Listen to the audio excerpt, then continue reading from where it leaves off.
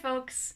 Before we get into this one, I'm going to level with you all. I had a really difficult time putting together my videos for this moment. And while democratic citizenship education is one of my favorite moments within education, I really don't think Engaging Minds does it justice. And this was something I was kind of aware of when I was planning my course at the beginning, but then as I was rereading it a couple of weeks ago, I got really frustrated and perhaps even a little bit angry because for me at least, this idea of critical pedagogy and critiquing what's in the curriculum and what's not there and whose voices is missing, to me that is just so central to democratic citizenship education. And I was pretty frustrated that I didn't really feel like Davis got into it until the last couple of pages. And then things like feminism and anti-racism were a bullet point and then the chapter ended. And I actually did a lot of back and forth with some of my friends and my colleagues discussing the book and how I wanted to approach it. And most of them thought I should just record the anger, but I wanted to make sure it was a productive anger that we could learn from rather than just it being me ranting for 20 minutes. So this week, rather than getting practical, we're going to be getting critical. And I'm really going to be talking a little bit more about ideas that occurred in the last few pages of the book. And I'm going to do this more broadly, I suppose, because it would be really difficult to do just one module where I cover everything you need to know about anti-racism and feminism and sexism and all these other things. I'm also going to be talking more about my own experiences with teaching and learning in this area, because that was something that you all expressed in the survey that you wanted me to do with this module. So as you could tell in the book, there's a lot of different areas that fall under critical pedagogy. So Davis lists off feminist pedagogy, anti-racism, post-colonial indigenous pedagogies, queer pedagogy, anti-ableist pedagogies, and it would be impossible for me to cover all of these really comprehensively in one video. So I'm going to be talking a little bit more generally and kind of coming up with some ideas and things that you could apply to some of these other areas. I will have a little bit more of a focus on feminism and anti-racism, but we are also going to talk about some of these other areas. So I'm going to try and keep the ideas I present here very transferable so you can apply them to different areas and different groups you may be working with. Now, skepticism and suspicion of what we take for granted is central to critical pedagogy. And we take this beyond just critique, since it's not just about reflection that's important here, but also the action piece. And so we want to consider forgotten histories, concealed power structures, beliefs that are no longer defensible. And I thought we could do this by looking a little bit at different types of literature and resources that may be used in our teaching, since it's a pretty practical yet critical takeaway that we can all apply immediately to our teaching. But before we get into that, I want to talk a little bit about safe spaces. So as we talked about in the last video, teaching is very much about empowering our students in democratic citizenship education. And in order to do this, we need to be able to create a space or an environment where our learners can be empowered. And in doing so, we need to be aware that the dynamics within our learning environments are never complacent. They are never uncomplicated, and they are never innocent. These are the spaces where ideologies, representations, stories, and memories converge in the embodied minds of students who themselves are complexly positioned within varied histories, holding uneven knowledges and references to diversely lived experiences. And in doing this, we need to understand that teaching and learning can be a very uncomfortable experience and an emotional experience indeed for both teachers and for our learners in this moment. And this discomfort particularly comes out because we're inviting disruption to norms and taken for granted expectations in our curriculum and critical inquiry. And often we're disabling all that is familiar to our students' inherent worldviews and their identity structures. So this can be really uncomfortable for people. And there will also likely be challenges and potentially some opposition. This is neither the time or the place to discuss it. I think this is exactly the time and place. Now, sometimes you'll hear people talking about how, they're trying to create a safe space in their classroom, but this is actually a pretty problematic term because you have to ask yourself, who are we creating the safe space for? Whose safety are we actually worried about? Because people who are more privileged and are confronted with their privilege can be made really uncomfortable by this. So are we catering to their discomfort too? Are we shutting down conversation? And Ludlow in 2004 encourages us to approach our classroom as a contested space rather than a safe space, where we can all come together and encourage these discussions. So what I usually tell my students is that we're going to create a courageous space. Same kind of idea as a contested space, but I just like courageous. And I always acknowledge with my learners for weeks when we're going to be discussing things that can be very uncomfortable that, yeah, it's going to be uncomfortable. There's going to be some discomfort. And I encourage my learners to try and sit as best as they can in that tension and that discomfort, while also acknowledging that due to some people's past histories, they may need to leave the room for a little bit, and that's okay. Now we're coming to these discussions with our own history and our own baggage. And as educators, we really need to question our own baggage here. And as educators, we really need to question how this baggage is framing our teaching. And this is where reflexivity comes in. So reflexivity is a term that we use a lot in research, particularly in qualitative research, which is what I tend to do more of. We also have seen some discussion about it within quantitative research and within mixed methods research, which is what I now do. And reflexivity is the ongoing critical self-reflection of our values, experiences, emotions, professional status, and our positionality. And usually we talk about this in relation to our study and our participants, but it does also apply to teaching. And you may be wondering, I mentioned positionality, what on earth is that? Well, positionality theory is rooted in feminist scholarship, and it began to emerge in the late 1980s, I believe. And it proposes that an individual occupies a position within a complex historical, social, political, and economic context, and this affects how they perceive the world. So our positionality is shaped by the intersection of race, gender, sexuality, social class, and power. So when I was working as a community health nurse on a First Nations res, but my positionality and being reflexive was something that was really important. And I had to be reflexive because I was coming in as a white cisgendered nurse into a First Nations res. How would this impact my patients who have been subjected to colonialism, the residential schools, segregated Indian hospitals, and their ongoing legacy? So as researchers and educators, we really need to scrutinize how our positionality influences our assumptions, values, and experiences. We also need to be aware how our intersecting identities shape the curriculum we teach, how we teach it, and how we interact with our learners.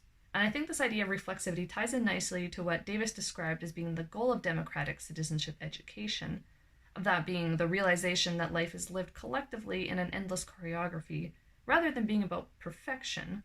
And someone asked me in the survey to talk a little bit more about this and what I thought this meant. And for me, what I think this means is that really, this work is never done. Society is constantly evolving, and new inequities are going to come up as we evolve.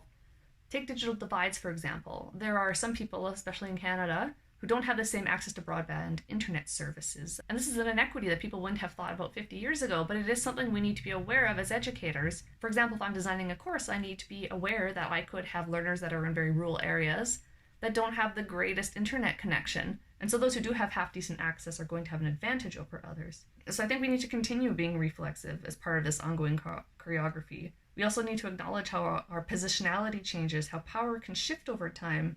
New technology arises, so we need to be constantly engaging in reflexive practice. In addition to being reflexive, we can also make sure that there's better representation in the materials we're using for our teaching. For example, not just showing the traditional nuclear middle-class family with a mom, a dad, and 2 children, or books that feature an all-white cast, because this isn't the experience of all children. I remember when I was a kid, my parents really struggled to find me books with a lead character who also wore glasses. So what are some things we can do to maintain a more diverse collection of books in our classrooms? Well, I found some suggestions online from this website called The Reading Rocket, which I thought was really great. So the first suggestion is actually take a look at your library. What kind of books do you have in your, who are the authors? Do you have a selection of books that are written by people of color? And is it something that's permanently in your library, or is it something that just comes out for, say, Black History Month? I would also encourage you to expand this to see if your library presents other areas like social class, disability, sexual orientation, religion, and even different family structures. For example, what about single parents, step parents, gay parents, etc.?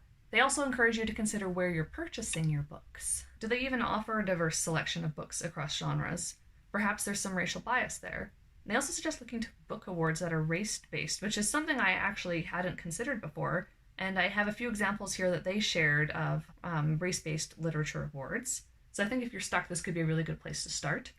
And of course, you can also ask other people for book recommendations. However, we still want to be reflexive in terms of the resources that we're picking for our classrooms, particularly with regards to how others are portrayed and who is missing. And we also want to question what seems normal here. So let's consider children's literature and movies for a moment. So take a moment to reflect on the books and videos you watched as a child. And if you have kids, what are they? Reflect on what they're currently watching. In this type of media, how were women portrayed? What about men?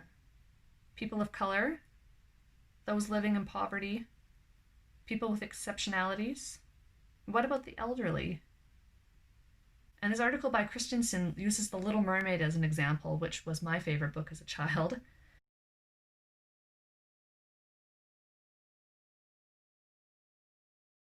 And the author shares how a grade 9 class they were teaching broke down the different roles in the movie. So for women's roles, they said that Ariel was pretty, white, shapely and kind, and her goal, marry the prince. Ursula, fat, white, and mean, and her goal, get back at Triton and power. Although I will say, as an adult and as a feminist, I love Ursula. And there's a maid who's chubby, confused, nice, also white, and her real goals are that the meals are on time and the clothes are clean. So Ursula, the sea witch here, is depicted as ugly and smart. The pretty ones just want to hook a man, and the old pretty ones are mad because their looks are fading. As per people of color, there aren't any. Although Sebastian the Crab is, I believe, Jamaican, and he's also the court musician. So they're just absent or they're serving white people. And men are depicted as either being virile and wielding power, or being old and the object of good-natured humor. Now, some movies do a little bit better now, such as The Princess and the Frog, having the first black Disney princess, although I'm pretty sure she's a frog for the majority of the movie. So we have a ways to go. For example, where are the people with disability in Disney? LGBTQ, lead roles for people with different body types. And if you're interested in critiquing Disney movies like this, I really recommend watching the Mickey Mouse Monopoly, which U Ottawa students can watch for free online through the U Ottawa Library. Now, you may be thinking, okay, well, this is easy. I just won't pick any Disney stuff. I'll just try and have a really diverse library.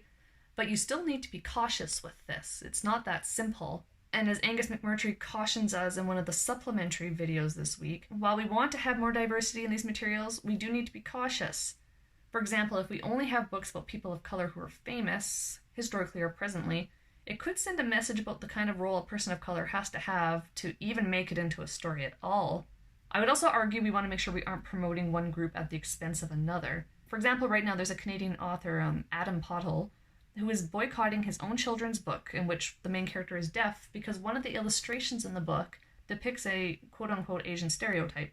He asked the publisher to redo the illustration before they published it, but they said no. So now he's encouraging people not to buy it. And in an interview with CBC, he said that the book is supposed to be a celebration of deaf culture. It's supposed to be a celebration of deaf community and of imagination, but we can't celebrate those things at the expense of other cultures. My brother is hearing impaired, and I don't think we had any books growing up about children that were hearing impaired, so it's really unfortunate that the publisher isn't working with them. Now, why does this even matter? They're just cute little stories. They're just movies. Well, while we like to think of these things as just being cute little stories, they're teaching children at a very young age just to accept these ideas as being the norm. So through things like Disney movies, we are socializing children to believe that this is the norm, and these ideas can be internalized. But what about adult education? Well, this doesn't just apply to teaching children. A lot of our curriculums are very Eurocentric. Like Anna says in Mohawk Girls, where's the wisdom of Aboriginal people or anyone of color? And why is this annexed off to Aboriginal studies rather than being in the mainstream curriculum? This is not Caucasian studies. This is intro to philosophy. That should include all philosophy. This is blatant racial inequality. Are you blind to that? So take a look at your own textbooks. Whose voices are present and whose are absent? What do the messages that are being sent through the images in your textbooks say?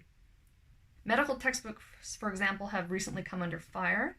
I believe a big part of that is because most of the images of things like skin cancer are only shown on white skin rather than a variety of darker skin tones. Now, something else you can do is you can have a variety of different people take a look at the resources you want to use in your teaching, such as your textbooks. And I would definitely say to go for a wide variety of people here. So ask women, ask men, ask LGBTQ people, ask Aboriginal teachers. Find out what resources are available at your institution. If you have a place like U Ottawa where we have an Aboriginal Resource Center, it might be worthwhile to go talk to them. Get a variety of input, because something that could seem very innocent and benign to you could be perpetuating some sort of hidden curriculum that you just can't see. And I have an example from my own experience in school as a woman. And so this is something that I think my stats textbook that we used at U Ottawa is guilty of. And initially when we got the textbook and I was reading through it, I wasn't really connecting with it, and initially I was wondering if it's just because since coming to U Ottawa, I've had several colleagues diagnose me with dyscalculia. So this is something I really struggle with, although my favorite teacher in undergrad was a stats prof, so I don't know. But then something I realized as I was discussing this with some of my female classmates was that from a feminist standpoint, the book was really problematic.